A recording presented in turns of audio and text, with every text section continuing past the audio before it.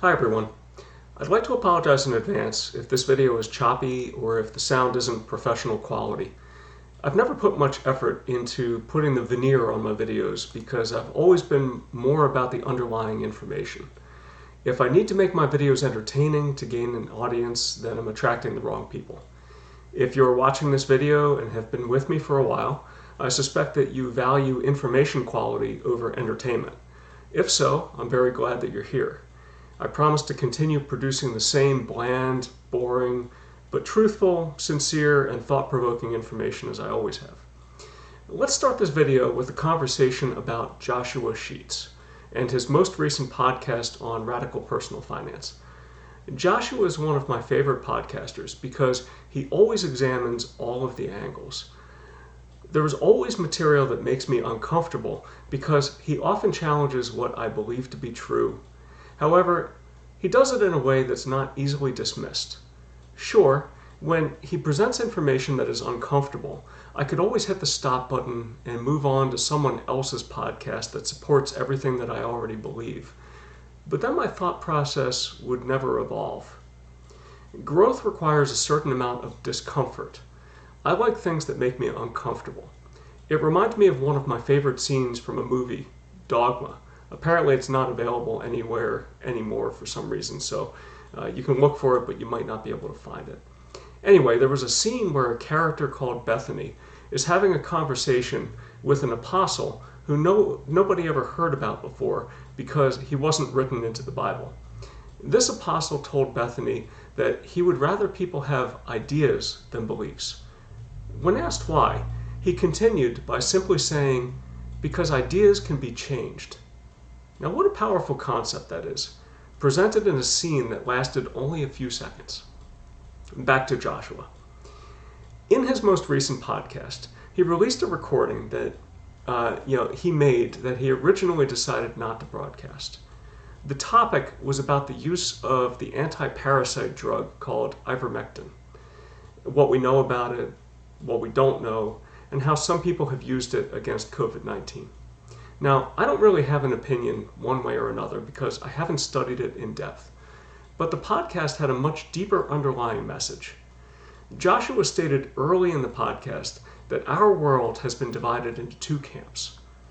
First, there's the camp who always believes the experts, and then there's the camp that never believes the experts.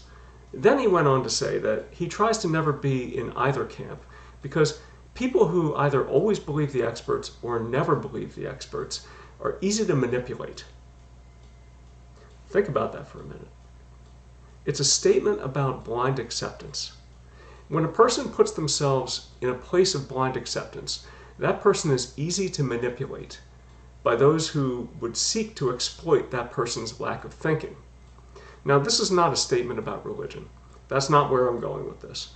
It's a statement about how there are many people out there who benefit by keeping people in one camp or the other.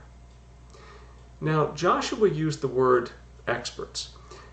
I think it's actually broader than that. I think the world is divided right now into those who believe everything the establishment says, and then there are those who believe nothing of what the establishment says. And this is unfortunate. Now, I'm going to make another movie reference now to Monty Python's Life of Brian, another one of my favorite movies. There's a scene in that movie where members of the People's Front of Judea, a want-to-be terrorist organization acting against the Romans, they were complaining about the Romans. One person said, "What have the Romans ever done for us?" After a moment of awkward silence, another one of them said, "Well, there is the aqueduct." Then after a few seconds, another one chimes in, "Yeah, and there's education now." And immediately the first person said, "Yeah, well, aside from the aqueduct and education, what have the Romans ever done for us?" A few more seconds of silence followed by, "Well, there's sanitation."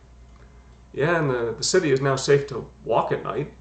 All right. Aside from the aqueduct, education, sanitation, and the city being safe to walk at night, what have the Romans ever done for us?" More awkward silence, followed by, "Well, they did build the roads." So hopefully you see where I'm going with this. Don't throw out the baby with the bathwater. There is an establishment. The establishment has a power structure that most here would agree is well entrenched and often has motives that are not aligned with our best interests. We should always do what we can to protect ourselves from establishment overreach. But that doesn't mean that we can't examine things critically and at least take advantage of some of the positives.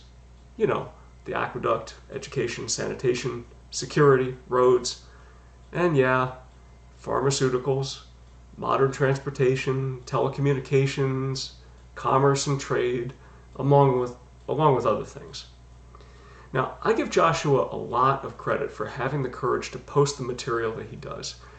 And I'm actually going to reach out to him after I post this video and find out if he'd be willing to do an interview with me.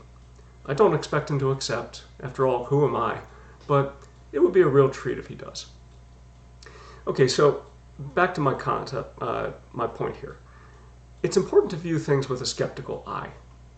I don't want to be manipulated. Do you? I've always produced videos that analyze the data that's available to me. Now, I can't say that it's always been judgment-free, but who can? After all, we always view things through the lens of our current mental models. But you'll notice that if you look at the entirety of the videos that I've produced, they have neither been fully entrenched in the anti-establishment camp or fully entrenched in the establishment camp. And maybe that's why I don't have that many subscribers. Well, that plus the dryness of the videos and the lack of the veneer on the production. Maybe I should learn to play on people's emotions and tailor my material so that it's always pleasing to one camp or the other. That would get me more viewers, sure. But that's not why I'm here. I'm not here to entertain. I'm not here to make people feel comfortable that their own beliefs are correct. And if that's what you're after, you can find that just about anywhere. It's not too hard to find. In fact, social media does its best to make sure that it recommends videos to you that are already aligned with what you believe. Now, it saddens me a little bit because I think that's partially responsible for why people are losing the ability to critically examine issues. No, I'm here to present you with information that I find, especially if it's information that's caused me to change my own mind on something. It's my job to make you uncomfortable. And I should probably be happy when I put out a video and notice that I lose subscribers as a result. If I didn't, it would be a sure sign that I'm not making people think. It would be a sure sign that the information that I'm providing is of no use to you. After all, if you already know everything that you need to know to make decisions, then why even watch my content? I want skeptics. I don't want cynics. What's the difference? The difference is that skeptics are always seeking out information to either confirm or refute what they hear. Cynics, on the other hand, so strongly hold on to their beliefs that they reject all information that's to the contrary. And this takes me to yesterday's video. Yesterday I put out a video that discussed a danger lurking in Sprott's physical gold trust. The main point of the video was that as a closed-end mutual fund, it didn't have the kind of redemption features that allow it to track the price of gold as closely as it could. Now, I had a couple of subscribers immediately come to Eric Sprott's defense as if I had attacked his character. And that wasn't the case at all. I've listened to Eric Sprott and others on his team many, many times, and I've never heard anything that would cause me to question his integrity. He's always been consistent, he seems well-intentioned, and so I give him the benefit of the doubt. I believe the trust that he has stores physical gold. I also believe that the silver trust that he oversees stores physical silver. I believe that the metals are periodically audited, just as the disclosures state. I also believe that he's a businessman. He has financial motives, just as all other businessmen do, to attract customers. And so I believe that the videos and podcasts that he is in will present information in a particular light to make his products look as good as they can be while still maintaining truthfulness. Now, I also believe that it's likely that he will make statements that will make people believe that his products are superior to others that are on the market. That's not evil. It's just good business. Now, There were others, as a result of my yesterday's video, who seemed to draw offense from the fact that I did not come out and immediately bash the other ETFs that served as Sprott's competition.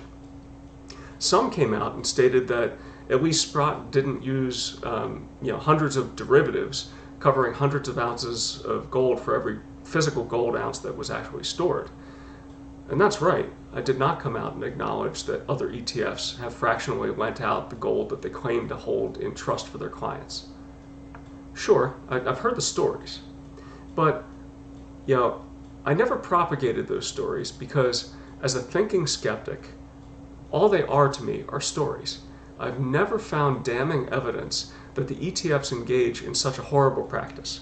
Does that mean that they don't? No. Absence of evidence is not the same thing as evidence of absence.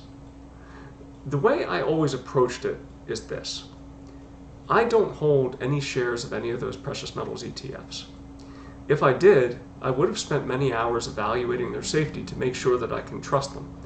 In fact, I would spend an amount of time commensurate with the amount of money that I put at risk. If I only had $100 at stake, I'd probably spend very little time doing the evaluation. I mean, what's $100 to me? If I had $100,000 at stake, you better believe that I'd spend at least a week or two digging into the data really hard. But what does this say about people who hold millions of dollars worth of gold in these ETFs? Last I saw, the GLD reportedly held $60 billion worth of gold. Now, I imagine that there are lots of investors out there with at least $1 million on the line. I would assume, as I'm sure most people would, that those who stake a lot of money with the ETF would have a lot to lose, and they'd be understandingly nervous if the GLD lent out hundreds of ounces of gold for every ounce that they report to store. Now, these large investors would probably put in an effort commensurate with the amount that they held, invested, just to make sure that the trust was acting honorably. But why take it for granted that they are doing this work? I mean, we're skeptics. At least if you haven't stopped this video already to seek out more comfortable or entertaining material, I'm assuming that you're a skeptic. You probably are. Let's take a look at how ETFs work. Not just GLD and IAU, but ETFs generally. Then we can take a look at GLD's filings with the SEC to examine what it can teach us about whether or not GLD has secretly lent out all of its gold. Stick with me.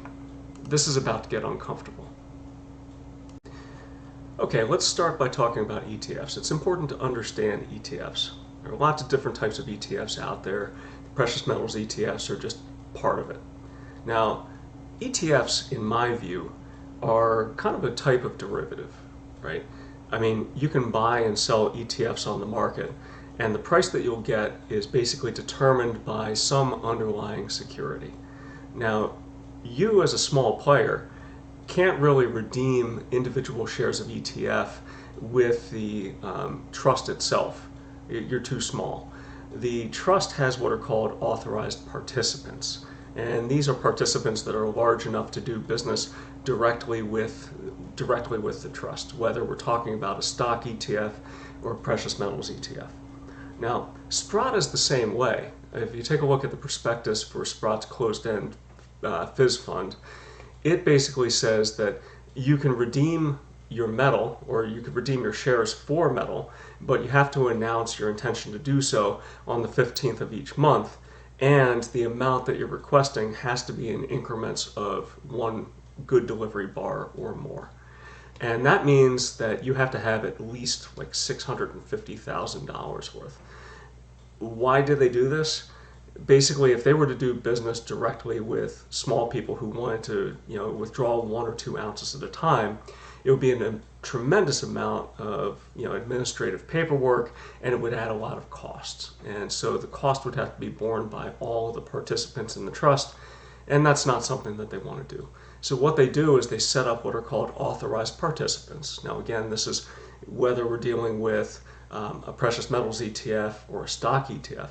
And these authorized participants are the ones who are big enough players that they can do direct redemptions, with the trust itself, and hopefully in enough volume that it will keep the price of the ETF close to what the fair market value of its underlying securities are. All right, so let's go to Investopedia and read a little bit about what it says about ETF creation and premiums and discounts. Okay, so it says, when an ETF wants to issue additional shares, the AP, or authorized participant, buys shares of the stocks from the index. So we're talking about a stock ETF, such as the S&P 500, tracked by the fund, and sells or exchanges them to the ETFs for new ETF shares at an equal value.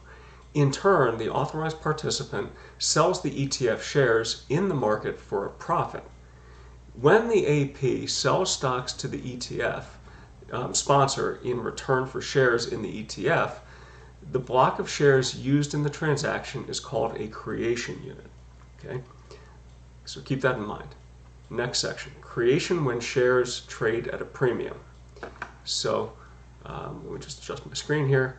It says, imagine an ETF that invests in the stocks of the S&P 500 and has a share price of $101 at the close of the market.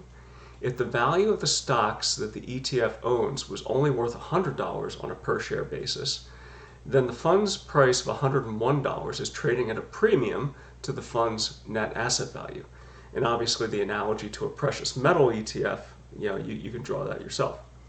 The NAV is an accounting mechanism that determines the overall value of the assets or stocks in an ETF. An authorized participant has an incentive to bring the ETF share price back into equilibrium with the fund's net asset value.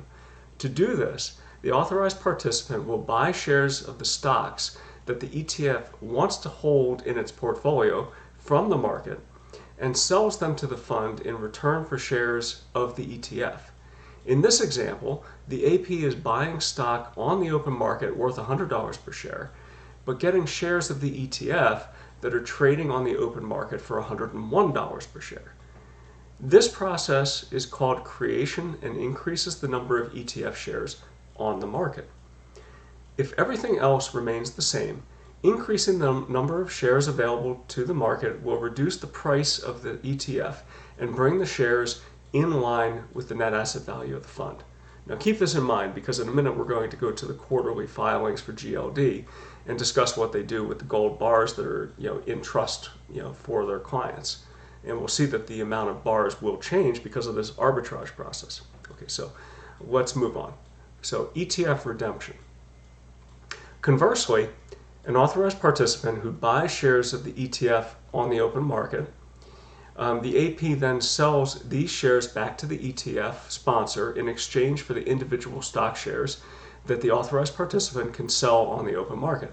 As a result, the number of ETF shares is reduced through this process called redemption.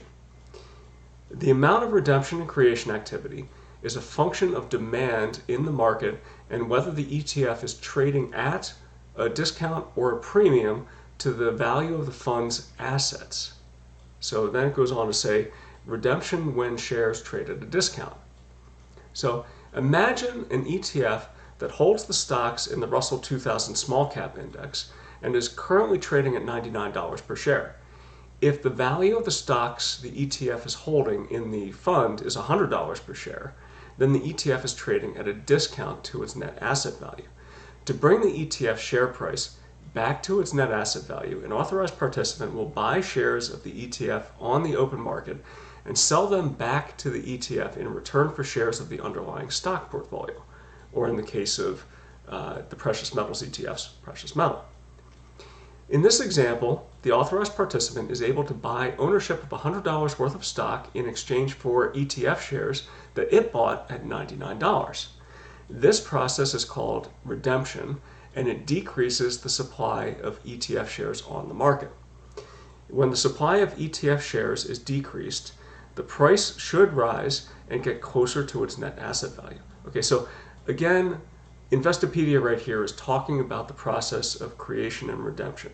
So it works the same in the precious metals ETFs, and this is the way that the precious metals ETF price tracks the spot price of gold or silver or whatever the underlying metal is. It's really the activity of the authorized participants who are big players in this, who own both shares of ETF and maybe claims on the metal, and what they do is they buy and they sell ETF shares, and they buy and they sell metal, so they can create shares, they can deposit metal, they can withdraw metal, whatever suits their interest. Whenever there's a difference in price between the ETF and the value of its underlying assets, it serves as an incentive for the authorized participants to take action with the plan sponsor.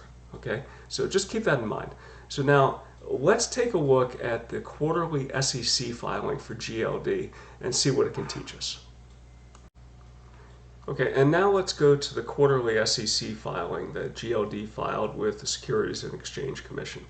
This one in particular was filed in June of 2021, so it's the most recent one, and it's an official filing with the government, and again, pretty serious business. They wouldn't be falsifying this, otherwise the executives could end up going to jail. Okay, now I'm not going to read through this whole thing. It's a pretty lengthy document, but it is available, and all of the skeptics out there are free to go out, find the document itself, and read through it. But I just wanted to go down and highlight a few key things. Okay, so again, this is the Spider Gold Trust 10Q that was filed in June. All right, so we're going to go down here and look at the financial information.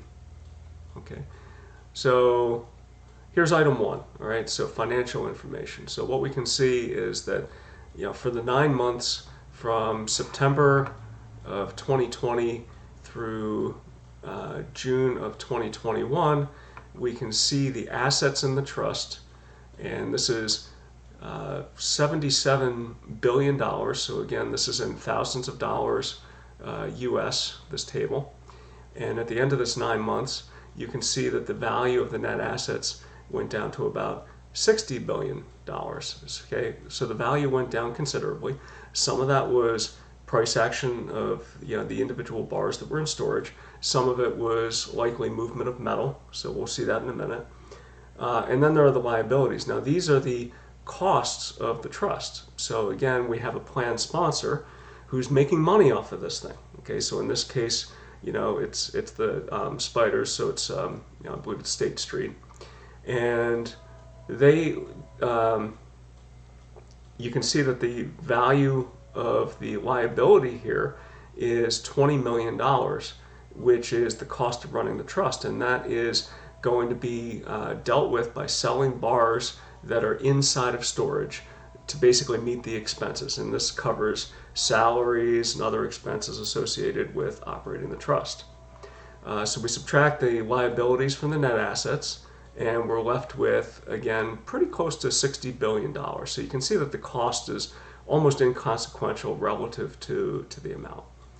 We can also see shares issued and outstanding. So these are shares of the ETF, right? And you can see that they went down considerably. So this would correspond to redemption action. So this is people turning in shares to the share sponsor, or authorized participants turning in shares to the share sponsor in exchange for gold bars that they would then sell on the market. So this would be indicative of the price of the Spider Gold Trust being out of line with the value of its inventory. So in this case, the shares itself would sell at a discount. So what would happen is the authorized participant would then turn in the shares, withdraw the metal, and the metal would then be sold on the market.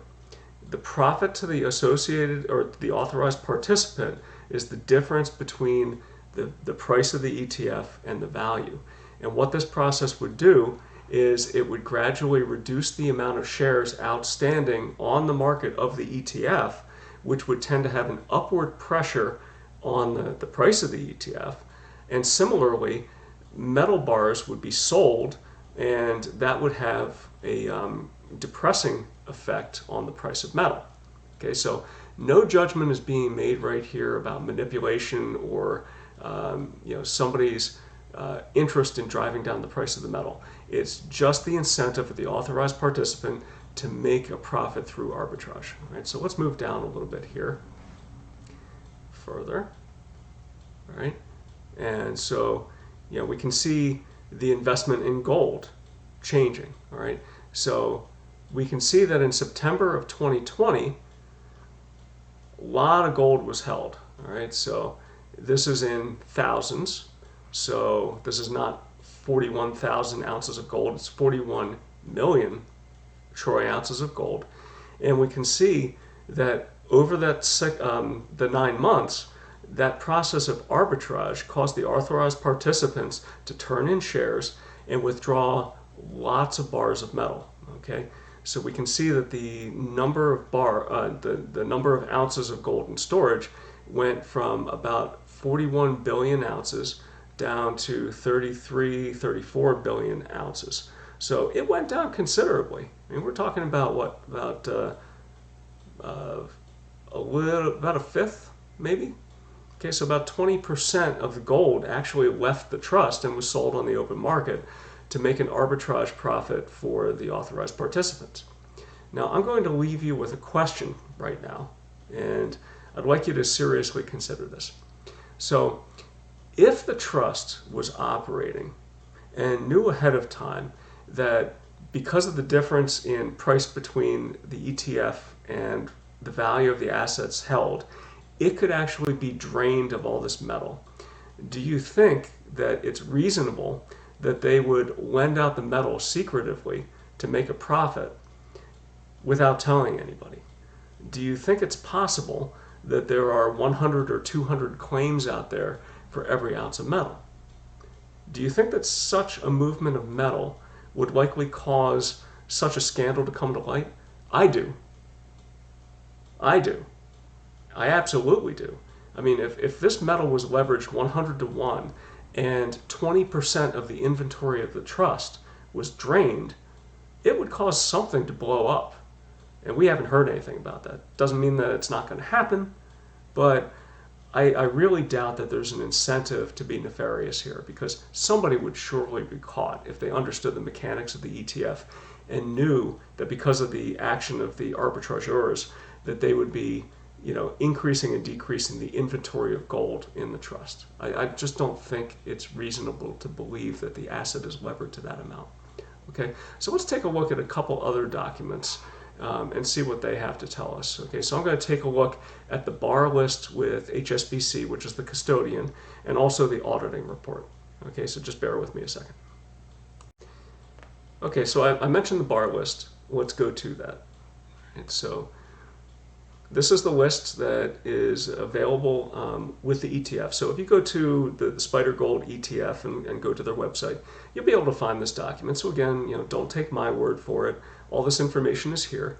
So here's the bar list of all of the bars that the Gold Trust has ownership of, or at least title to. So it lists them in terms of the bar number, the refiner, the gross weight of the bar, the fine weight, the bar assay, so that's its purity, the year that it was made, and the vault that it's stored in. Okay, so as you can see, it's quite an extensive list. They're all with HSBC. I can keep going and going and going, lots of different bars. So I believe there's like tens of thousands of bars in storage. And these bars are audited, and I believe the audit report, and I think the reason why the audit report should be given credibility is that there are people who have millions of dollars on deposit with these trusts, and it is in their interest to make sure that the bars are there and accounted for. So let's move on and take a look at the auditing report. Okay, so again, here's the report. So this again is posted on the website, and they do this periodically. So it basically says, Dear Sirs, World Gold Trust Services LLC has engaged Inspectorate International Ltd. to conduct 2 counts each year of the gold bullion stock held on behalf of the SPDR Gold Trust. The trust, at the vault of HSBC Bank, which is the custodian in London. A complete bar count is conducted once per year and coincides with the trust's financial year at the end of the 30th of September. The second count is a random sample count and is conducted at a date which falls within the same financial year. So again, it looks like they do a full bar count each and every year. They do a partial bar count at some other point in time.